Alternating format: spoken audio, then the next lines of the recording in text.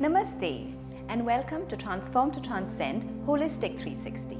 Holistic 360 is the show where we bring in a guest from our vibrant community here in Dubai, get to know them along with Lalitha Viswanath of Pratimoksha, find out what they do, and they in turn bring up an issue that they are facing that we hope we can help resolve with the help of Lalitha. Today we have with us Farida Ahmed, the General Manager and Food Tour Guide of Frying Pan Adventures in Dubai. Frying Pan Adventures is the perfect combination of food and culture. They take you on walking tours of Dubai into those places which are not as visible as the towers and the malls of that Dubai is famous for. They interlace it with food stops, so you get to know the food culture of this beautiful city that we live in. Farida Ahmed is, as I mentioned, the General Manager and the Food Tour Guide of Frying Pan Adventures. She is into hospitality, event management and social media. And she is also an adventurous eater. So welcome, Farida. Namaste. Namaste. Thank you so much for having me here, both of you. Thank you for coming. It's my pleasure. Namaste, Lalita. I mentioned that you are an adventurous eater, but you don't look like it. Thank you so much. It's truly all the walking, the talking, and of course the yoga that I do. It really helps to stave off the calories that I consume. Yes, I think we need to have full disclosure here because Farida has been Lalitha's student for the past 3 years. That's correct. Yes. I started in 2018. So we could probably, as we progress in our conversation, you could probably tell us how Pratimoksha has helped you. I would love to do that. So first, could you tell us a little bit about yourself and Frying Pan Adventures? Sure. So I am a Dubai girl. I've been brought up in Dubai. I've done my schooling here, save for the years I spent away for university. I am an ex-hotelier by profession, but 8 years ago, my sister Arva approached me with the idea of launching food tours in the older side of the city. Yes. And I have signed on ever since then. And this is what we do for a living. We walk and talk and eat for 4 hours. Our walking food tours are usually 4 hours long, and they're meant for tourists as well as residents equally. And we believe that one of the best ways to showcase the culture of a city is through the lens of food. Absolutely. And it's not just about the food on the tours. We also showcase some of the history of Dubai, the city, the country, give you cultural tidbits, personal anecdotes from our childhood growing up in the city, and we've got other four freelance tour guides, and each of them bring their own flavor to all the tours that we offer. That sounds lovely. So can we take a tour now? I mean, with the pandemic? Sadly at the moment, the case count still remains a little alarming, which is why we have decided to temporarily suspend all our walking food tours. I am hopeful that by June we have a little bit of interest, and we are hopeful in June we might be able to resume, but most likely I think it will be post the summer months. But yes, currently, unfortunately, we are not offering any tours. I mean, the safety of both our guests and guides is of paramount importance to us. So how has the pandemic treated you and your work, and how have you coped? So here's the thing, I can't honestly sit back and say that we've had it any harder or less tougher than anyone else, because it's a very individual experience. Everyone's going through a tough time. However, the pandemic, of course, it has not been easy for us. In 2020, March, around the time the city went into lockdown, we had to suspend our tours. And then, pardon me, post the summer, things started looking up again for everyone, and our tours resumed, and we resumed instituting all these safety measures, reducing the tour group sizes. But then 2021 rolled around again, and we had to stop the tours. This has also meant a loss of income for our company. Our small team, our small full-time team has been encouraged to try and look for freelance work as well.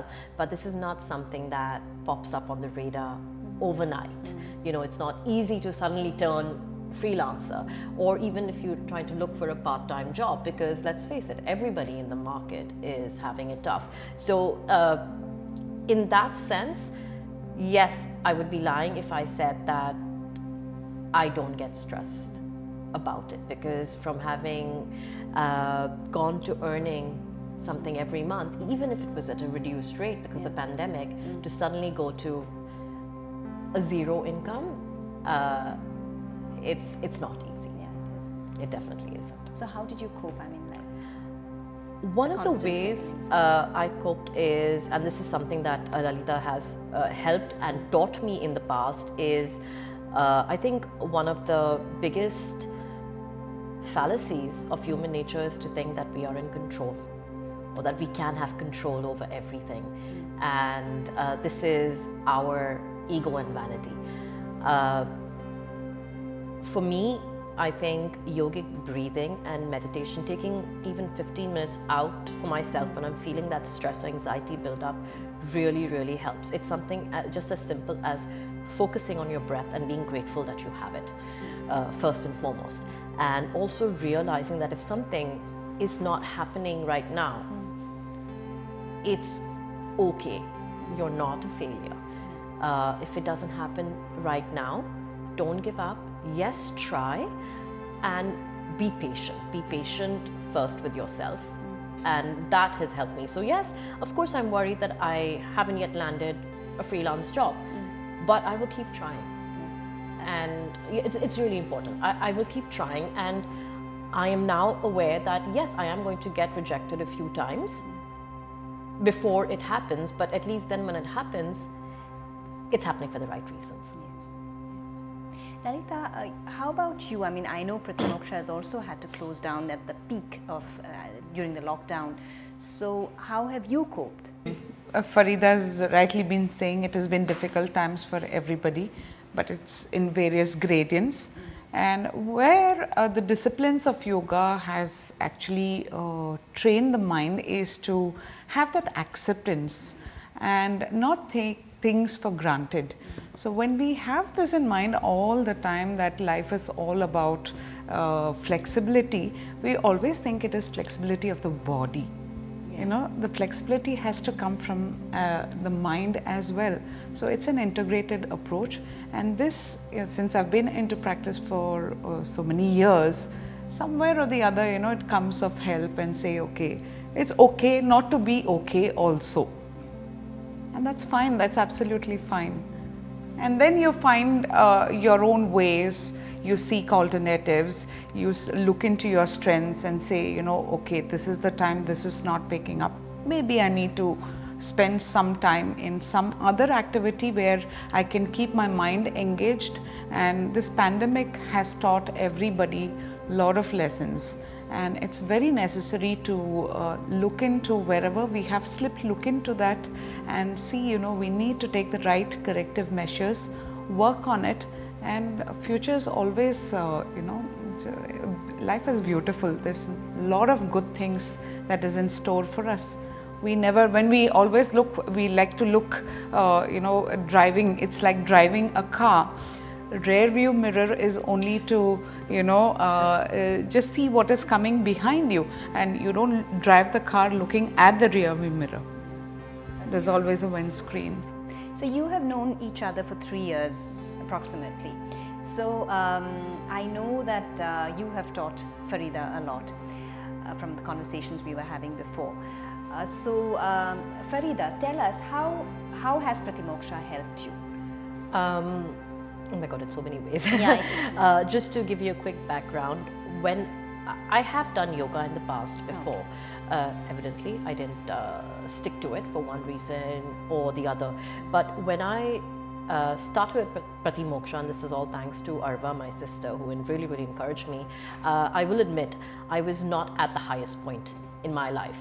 I was dealing with a lot of emotional, physical, spiritual problems, also coupled with a lot of mental anxiety and stress. Traditionally, I've not been the kind of person who is given to anxiety attacks or panic attacks, but I think 3 years ago, the situation or the circumstances I was in started triggering those. Okay. And I came to Lalitha, and it started off with just talking to her, you know, as one human being to another, and of her understanding what all my issues were, coaxing me and, you know, not forcing me to say, oh, tell me everything that is wrong with you. No, rather putting it across as what is it that you are truly feeling. And I think that's where the journey begins, because very often it's hard for you to admit to yourself what you're feeling, because the minute you say it out, it's true. And no one wants to say that out. But that's very important. Having that safe, you know, and she assured me that no matter what you tell me, this is a vault. It's not going back to your family, because Lalitha also knows my family on a personal level.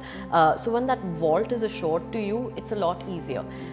And then slowly, you know, it started with the classes.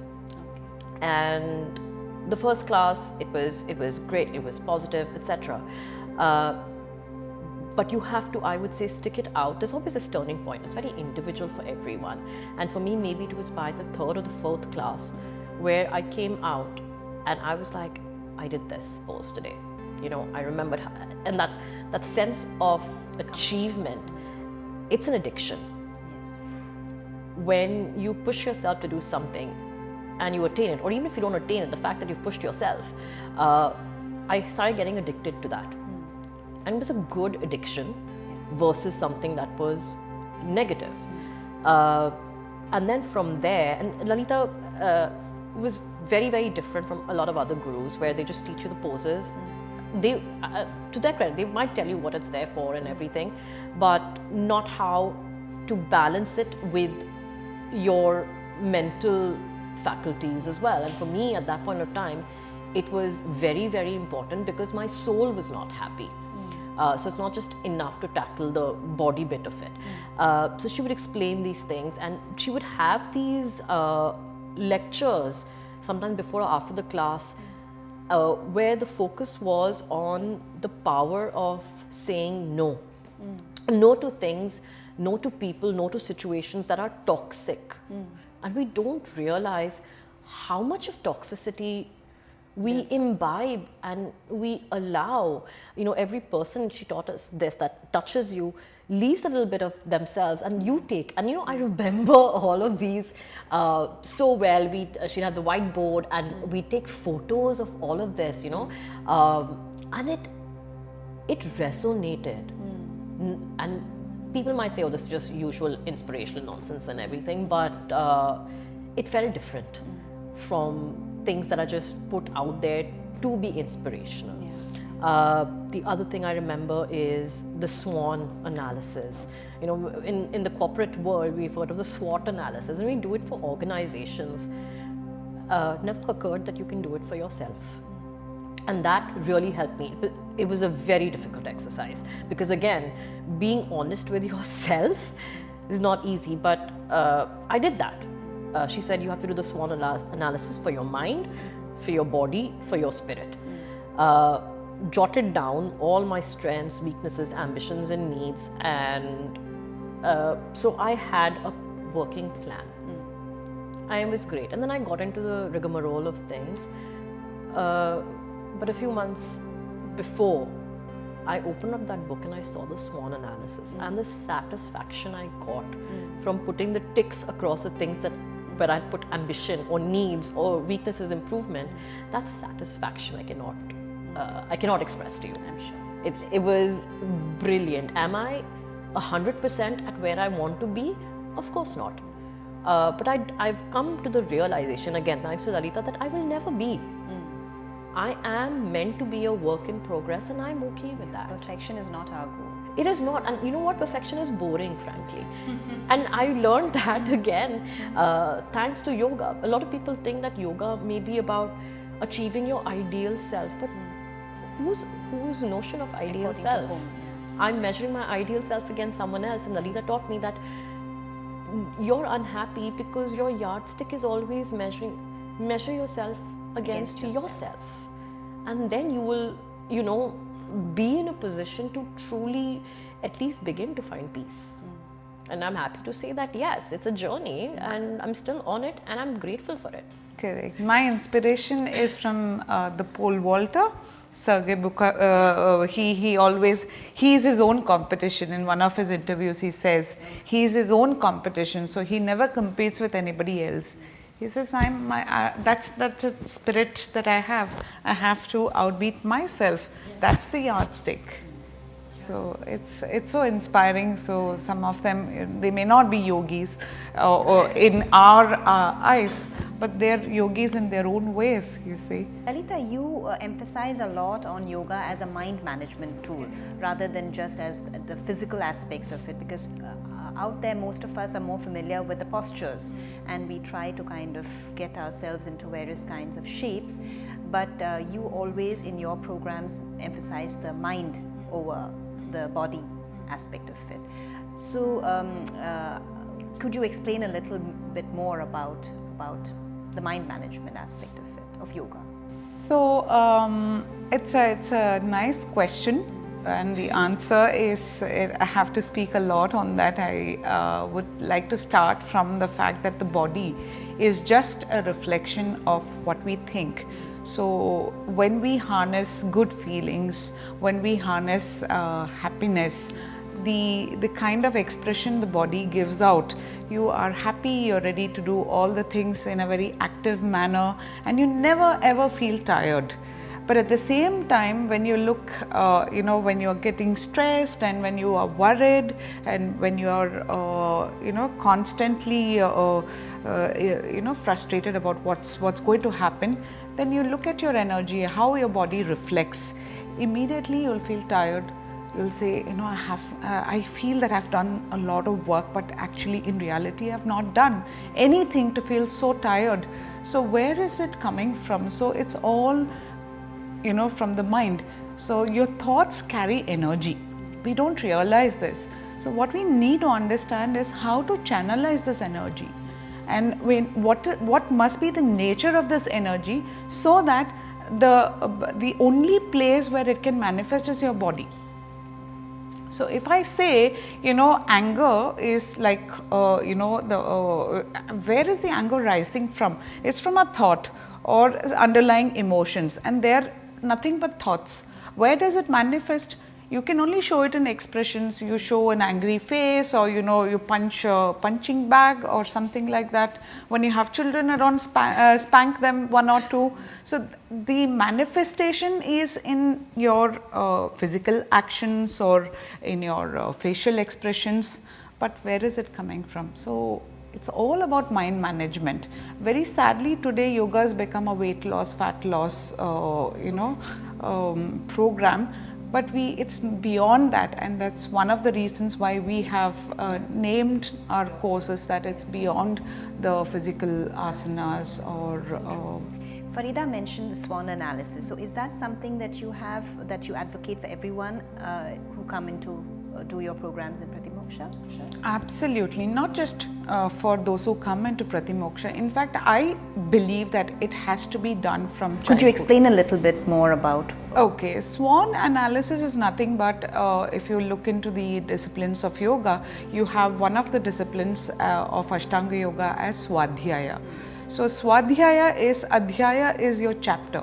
Swa-Adhyaya is learning yourself. So it's nothing but self-analysis. Today psychology is calling it as self-analysis. Long time ago, the ancient Indians called it Swadhyaya, whereby you have certain disciplines which is including introspection, reflection, objective analysis of things, of your emotions or the situations that you've been through, and what is it that could have been done better. You make a positive affirmation of it, and then you automatically become conscious about it. The next time when it happens, you're mindful of that, okay, I should behave in a better fashion so that I can resolve an issue and not create a problem for an already existing problem. So you're identifying triggers before they kind of erupt into something which like in anger or frustration. Or I think Farida, you were speaking to us earlier about these triggers and how you've learned to identify them.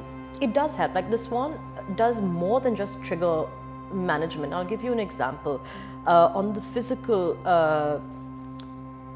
part of my Swan, under I think ambition, need and weakness, because these are all very interconnected. Whenever you write it, at least the needs, ambition and weakness. And one of the things, because at that point of time I had undergone a lot of weight loss as well, and this brings me back to the point where yoga is not just about losing weight. And my mother, God bless her, has always been on my case about my weight. Always. Aren't all mothers? Yes. It's been 2 years. Mum has not said a word about my weight. It's gone the other way around, where she's actually, I think for once, at peace and content that with my weight, that I'm not underweight. She's, she's like, no, you're looking, and she tells me, she's like, you're looking healthy. And that's very rare, especially for an Indian mom. You can't please them. Sorry, you cannot. But that was in my Swan analysis, that I need to eat better in order to maintain a healthy mind and body. And I've achieved that. My eating habits, again, are they perfect as my mother would want? Of course not. But compared to what it was, yes. I feel, and when you feel better, like my mom says, the food sticks. It doesn't stress away. But I also know my triggers. I do know now better what things or under what conditions my appetite suffers. I tend to be the kind of person, I cannot eat when I'm sad. I cannot eat when I'm hungry. I cannot eat when I'm stressed. I'm not a stress eater. I can only eat when I'm happy, peaceful, excited and discovering something. So now I actively try to create those kind of environments and bar out the triggers of those negative environments so I can maintain a healthy dietary lifestyle. So that is something that Swan has helped me with. I know what negative triggers are. I'm like, okay, this is going to affect my appetite. I'm not going to do this. And maybe reading this book or watching this show or any little thing is going to make me feel hungry. I'll do that. And I'm sure Frying Pan Adventures also helps. I mean, the walking tours that you do, discovering new places along with new people, and the anecdotes that you share, that also must be stimulating your appetite. Well, to be very frank, because the routes of our tours are quite similar, and when I'm actually on the tour, I'm not eating very much. And something that Lalita also knew, because we discussed this, that those are the times when my eating goes off, because I will have to try to eat a later lunch. Okay. Then I do the tour, and then I might have to come back and then late have a snack. Okay. And that also used to affect. But now I have learned to manage that, better as well. Like maybe I'll eat more frequent meals prior to the tour. During the tour, maybe at one stop I'll have a little bit of a snack. And if I come home, if I still feel hungry, again, a lightish snack, and then. But yes, being on the tours does make me happy. So by virtue of it, my appetite will be healthy. Yes. So it works. I mean, for me personally, the Swan has helped me on, in a lot of things. And, just coming back to what we were talking about earlier about loss of income, loss of job. These are horrible triggers for any human being, unless you're a billionaire, then it's fine. And one of the things that it also triggers is insomnia. Yes, I was going to come to that, because that's been one of the concerns you raised in our correspondence with us.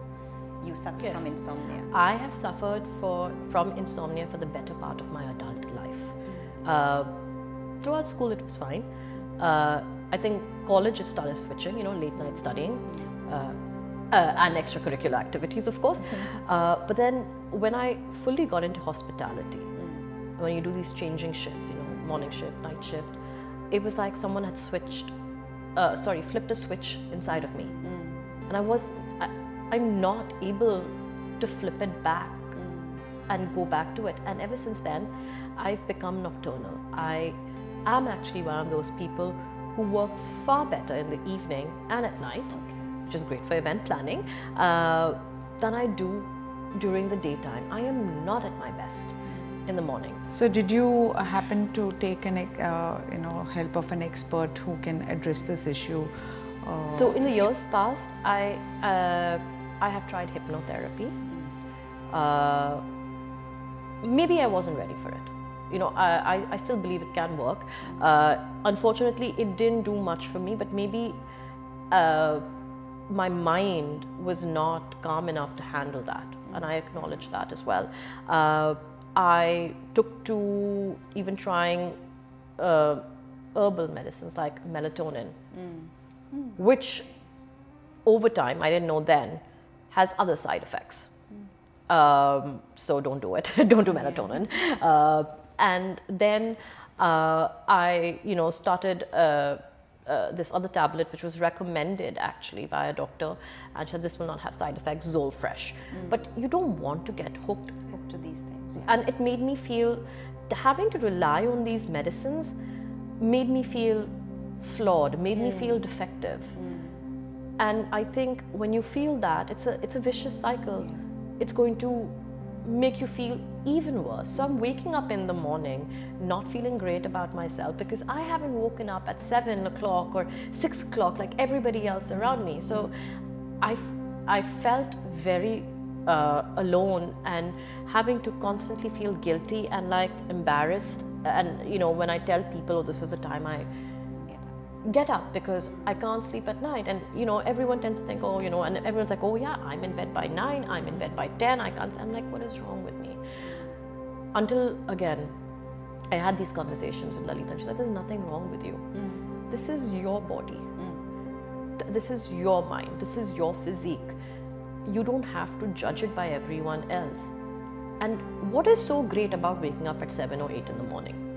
What is it that you have to do at that time? Is there anything, do you have a job to get to? You work in the evenings.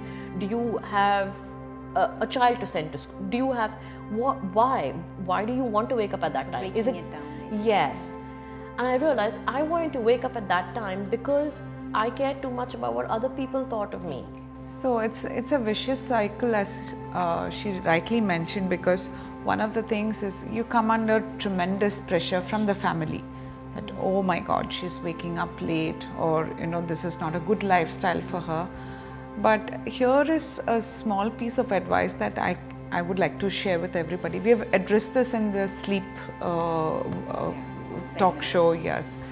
So there we have addressed this with a simple suggestion or an advice saying that it's necessary for any shift worker to get to a nutritionist and a health expert who can give you the right expenditure of energy and workout regimen for you and the food accordingly. So this will compensate for the, it's all about circadian cycle, your day and night cycle, which we are trying to manage. So they will tell you how to cope up so that the body is secreting the right amount of hormones. So it's always a good idea to go to a health expert and a nutritionist before you even get into a shift working schedule.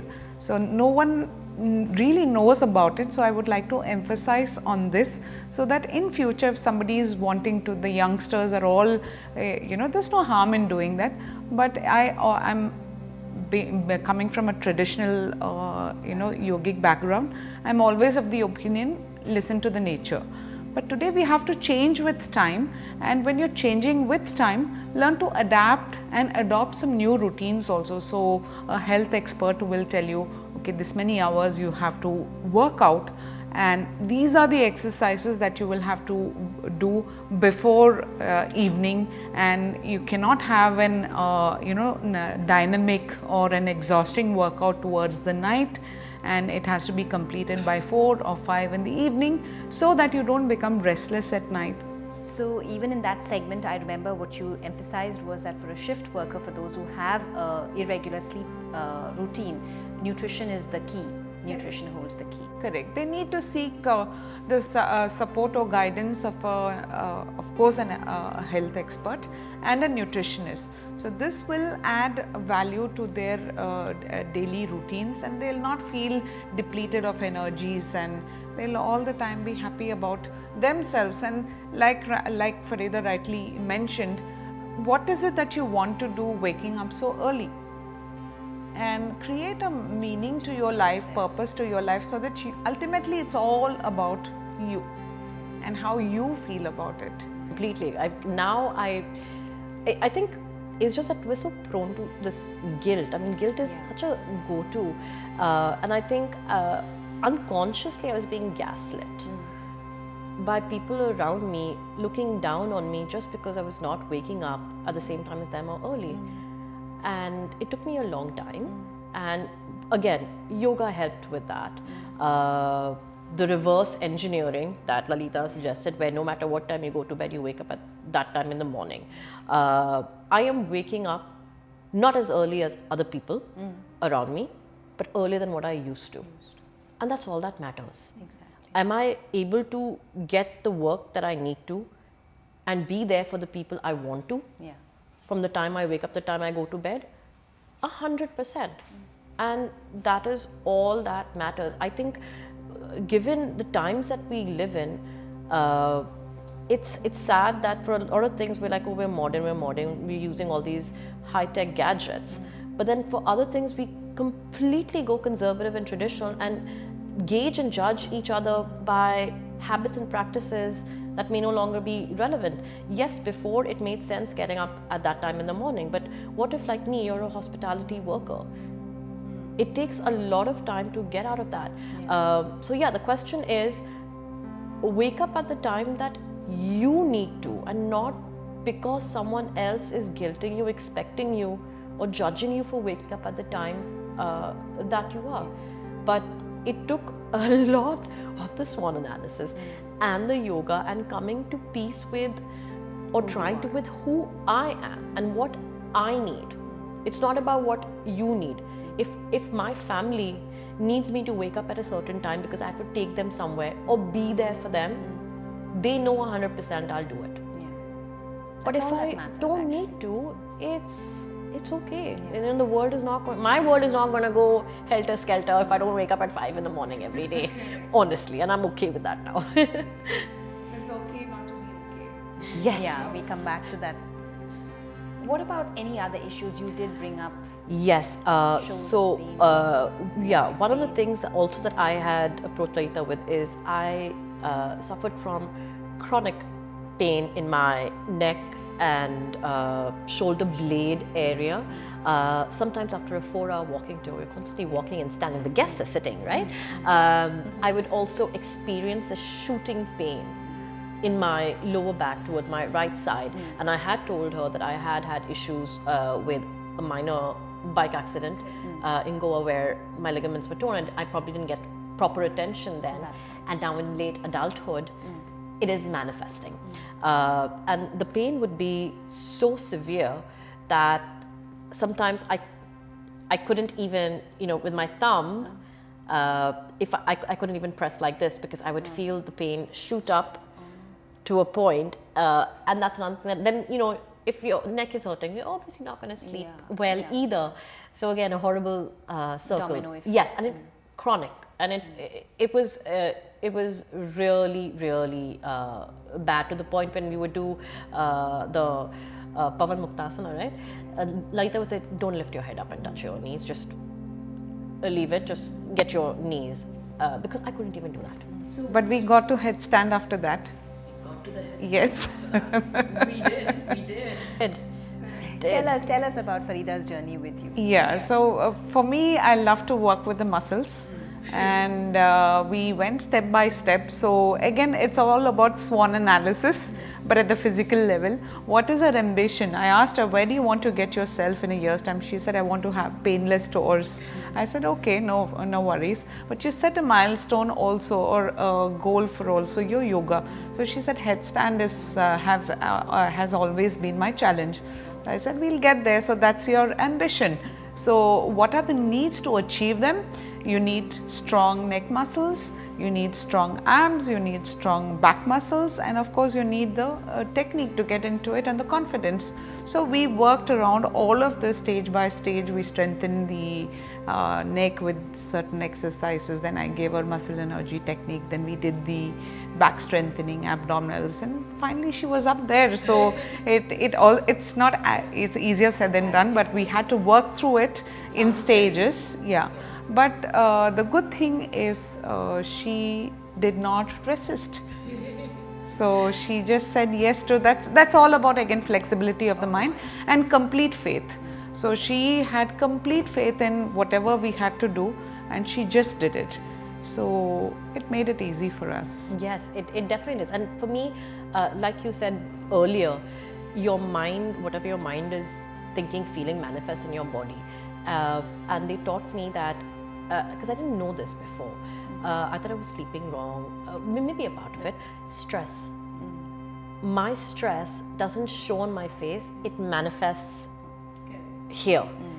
So if this is hurting, more often than not, that's now I know, okay, you're stressed. And then I sit down and then I start talk. I'm like, what are you stressed? Because sometimes we get stressed without even knowing it. So I'm more mindful of that. But you're so right. You have to have complete faith, and you have to be willing to put in the work. You cannot just think that you land up with the first class, or if